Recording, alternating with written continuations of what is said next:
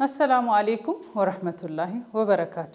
የዛሬው ክፍላችን ትንሽ ለየት ይላል። ሙስሊም ሴቶች ብዙ ነገሮችን እያነሳን ነው። ከባዮግራፊያቸው ከኑሯቸው ብዙ ነገሮችን እያነሳሁላችሁ ነበር። በቅርቡ አንድ ሰርች እያየሁ ነበር ሶሻል ሚዲያ ላይ ሙስሊሞች ባይኖሩ ይህች ዓለም ምን ታጣ ነበር የሚሉ ሰርቾችን ብዙ ሰው እያደረገ እያየሁ ነበርና ለምን ሙስሊሞች ባይኖሩ ሙስሊም ሴቶች ባይኖሩ ብለን እስኪ አንድ ነገር ላጫውታችሁ። ዛሬ ሁለት ለየት ያሉ ጀግና ሴቶችን አነሳለሁ። እነዚህን ሴቶች እስከ ዛሬ ካላወቃችኋቸው ለምን የሚለውን ጥያቄ በደንብ እንድታስቡበት እፈልጋለሁ። ብዙ ጊዜ ለኢንፎርሜሽን ቅርብ ነን እንላለን። ብዙ ነገሮችን ሪሰርች በማድረግም ጊዜያችንን እናሳልፋለን። የዛሬዎቹ ሙስሊም ሴቶች ታዲያ ለየት ያሉ ናቸው። ለእስልምና በነበሩበት ጊዜ በነበሩበት አካባቢ ብቻ ሳይሆን ለዓለም የተረፉ ሴቶች ናቸው። ስለዚህ እነዚህ ሙስሊም ሴቶች ባይኖሩ ምን እናጣ ነበር የሚለውን እንድታስቡ ነው የዛሬውን ክፍል ይዤላችሁ የመጣሁት። መጀመሪያ የምናነሳት ፋጢማ አልፊህሪ ትባላለች። ፋጢማ አልፊህሪ በ9ኛው ክፍለ ዘመን የኖረች ስትሆን በአሁኑ ጊዜ ቱኒዚያ በምንለው ሀገር የተወለደች ናት። አባቷ በጣም ከበርቴ ባለሀብት ነጋዴ ስለነበረ ለኑሮም ለስራም ብዙ ቦታዎች ላይ የመመላለስና የመንቀሳቀስ እድሉ ነበራት። በዛን ጊዜ ታዲያ አሁን እንደምናውቀው ብዙም ትምህርት እንደዚህ ይሄ የተቀናጀ የትምህርት ጊዜ ምናምን የነበረበት ጊዜ አይደለም። ቢኖርም ደግሞ ለማንበብና መጻፍ ወንዶችን ቅድሚያ ይሰጣሉ እንጂ ሴቶች የሚማሩበት ዓለም አልነበረም። ታዲያ ከነዚህ ከዞረችባቸው አንዱ ሀገራቶች ውስጥ ለመኖር እድሉን ያገኘችው በሞሮኮ ነበረ። ሞሮኮ ያቀናችውም ከአባቷ ጋር ለኑሮና ስራቸውን ለማስፋፋት ነበረ። አባቷ መሐመድ አልፊህሪ እንዳልኳችሁ በጣም ባለሀብትና ከበርቴ በጣም ታዋቂ የሆኑ ነጋዴ ነበሩ።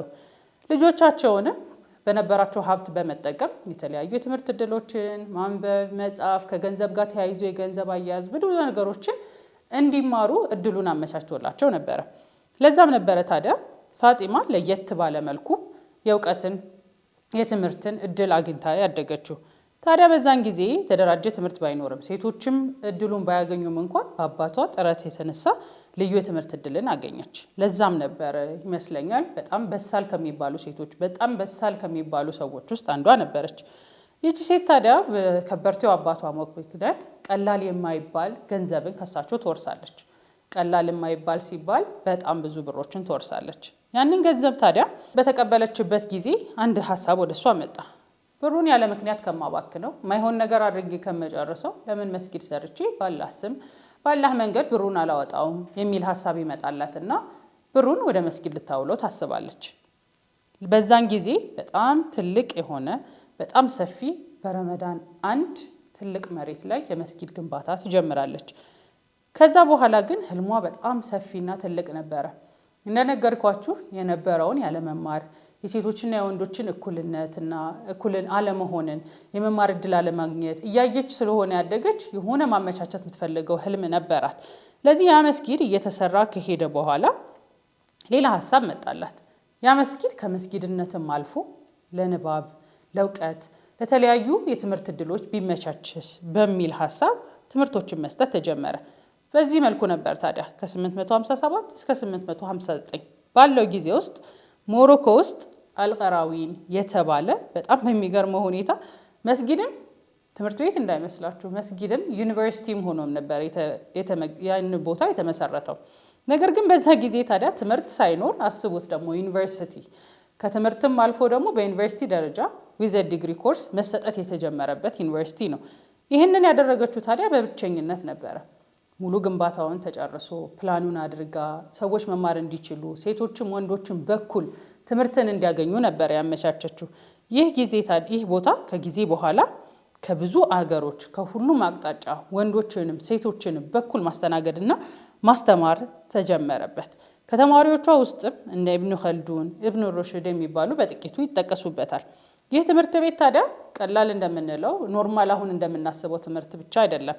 ለህግ፣ ለታሪክ፣ ለፍልስፍና፣ ለሂሳብ፣ ለስነ ስርዓት ያካተቱ በቃ የተለያዩ የትምህርት አይነቶችን ለመጀመሪያ ጊዜ በዲግሪ ኮርስ መስጠት ጀመረ። ታዲያ ይህ እድል ቀላል ነገር አይደለም።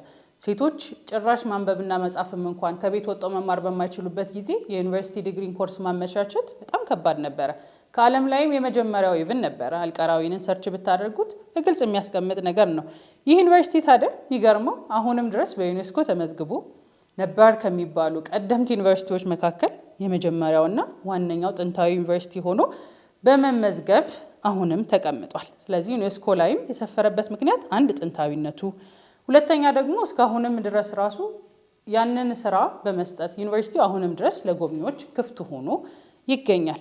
ታዲያ ይቺን ጀግና ለምን አነሳሁላችሁ? ብዙ ጊዜ ዩኒቨርሲቲ ሲባል ትምህርት ሲባል የምናስታውሰው ምዕራባውያንን የሰሩትን ሰዎች የምናስበው በሴት ልክ አይደለም።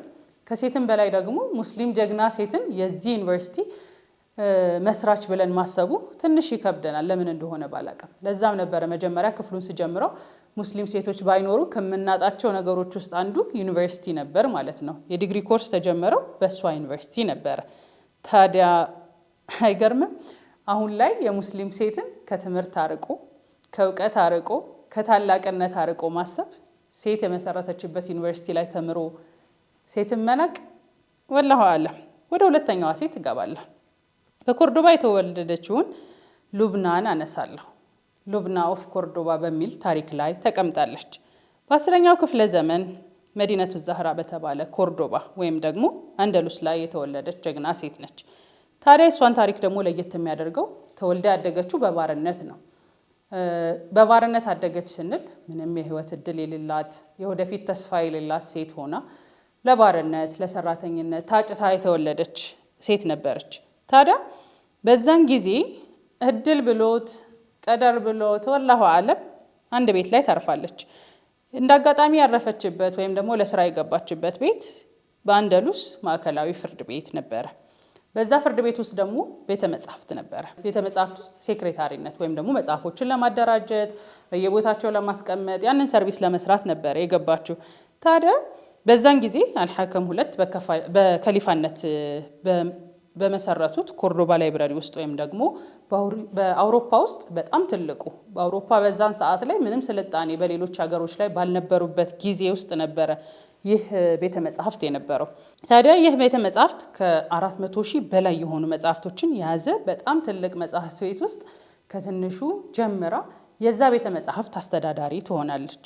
በተለያዩ ሀገሮችም መጽሐፍቶችን በመሰብሰብ እዛ ያሉትን መጽሐፎች ከመጠበቅም በተለየ መጽሐፎችን በየቦታው በማስተካከል መጽሐፎቹንም በማጥናት የትኛው ከየትኛው ጋር እንደሚሄድ ሙሉ በሚባል ሁኔታ እዛ ያሉትን መጽሐፎችን በማንበብና በማስተካከል መጽሐፍት ቤቱን ቤቷ አደረገች። ይህም አላቆመም። በዛም ደግሞ በተራ ባርነት የምናውቃት ሴት አሁን ላይ እንደ ቀልድ በጣም ብዙ ብር የሚገኝባቸውን ትልልቅ እውቀቶችን የሂሳብ፣ የግጥም፣ የቋንቋ፣ የታሪክ ጽሁፍ አሁን ማቴማቲክስ፣ ሎጂክ፣ ግራመር የምንላቸውን ሊትራሪ ሶል ፖትሪ የምንለውን ከ500 ዓመት በፊት ቀድማ ማስተማር ትጀምራለች። እዛው ላይ በዙሪያዋ ከባርነቷ አልፎ የዛ ቤተ መጻሕፍት ባለቤት ሆና የዛ ቤተ መጻሕፍት ጠባቂ ሆኗ በስሯ የተለያዩ ለወደፊት ትልቅ መሪ የሚሆኑ ሰዎችን በጣም አዋቂ በተለያዩ የስራ ዘርፎች ላይ የሚሰማሩ ትንንሽ ልጆችን እዛው ላይ ማስተማር ትጀምራለች። በዛም አላቆመም። ያንን ያዩ ከተለያዩ ሀገራቶች የሚመጡ አስቡት፣ በዛ ሰዓት ላይ መጽሐፍ ሆኖ ከ500 ሺህ በላይ የሆኑ መጽሐፍቶችን አንብባ የነበራትን እውቀት ይህንን ነገር ደግሞ ለሰው ለማካፈል ስትጀምር በሰዎቹ ላይ በጣም ተወዳጅነት አገኘች። ከተለያዩ ሀገራቶች በጣም ከሩቅ ሀገራቶች ወንዶች፣ ሴቶች ሁሉም እውቀትን ለማግኘት ወደ እሷ ይመጣሉ።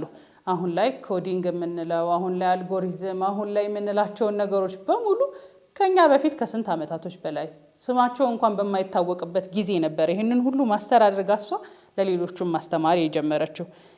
በዛን ጊዜ ስፔን እንደዚህ ታዋቂ ባልነበረበት ጊዜ ሰው ሁሉ ከተለያዩ የዓለም ሀገራቶች ወደ እሷ እውቀትን ለመጨበጥ መጓዝ ጀመረ። ወደ እሷም ጎረፉ። በአሁኑ ጊዜ የምንጠቀማቸውን አሁን የጠራሁላቸውን ቴክኖሎጂዎች በሙሉ በመሰረትነት ከትንሹ ቀመር ጀምሮ እስከ ትልቁ ኮዲንግ እንደምንለው አሁን የተለያዩ የሂሳብ ሊቅ የሆኑ ስራዎችን ለሌሎችንም ማስተማር ጀመረች ማለት ነው። ታዲያ የሂሳብ ሊቋ ሉብና ለምን አላወቅናትም እስከ ዛሬ? ሁለታቸውም በጣም በሚገርም ሁኔታ ታሪካቸው ኦልሞስት የለም በሚባል ሁኔታ ጠፍቷል። ነገር ግን እነዚህ ትልቅ ሴቶች፣ እነዚህ የእስልምና ፈርጦች፣ እነዚህ የሴትነት መለያ ጀግና ሴቶች ይህንን ሁሉ ነገር ሰርተው ስሞቻቸው እንደ ተራ ሰው በጣም በልፋት ነው ባዮግራፊያቸው እንኳን ተቆራርጦ የሚገኘው። በታሪክ ዘጋቢ ችግር ወይስ ሌላ ችግር ነበረ አይታወቅም። ነገር ግን እነዚህን ሴቶች አለማወቃችን እኛንም ሊያሳስበንና ሊያስደነግጠን ይገባል። ስለዚህ እነዚህ ሁለት ሴቶች የእውቀት ተምሳሌት ሊሆኑንና ብዙ ነገሮችን ሊያስተምሩን ይችላሉ ብዬ ነው ያመጣሁላችሁ። በጣም አመሰግናለሁ። አሰላሙ አለይኩም ወራህመቱላሂ ወበረካቱ።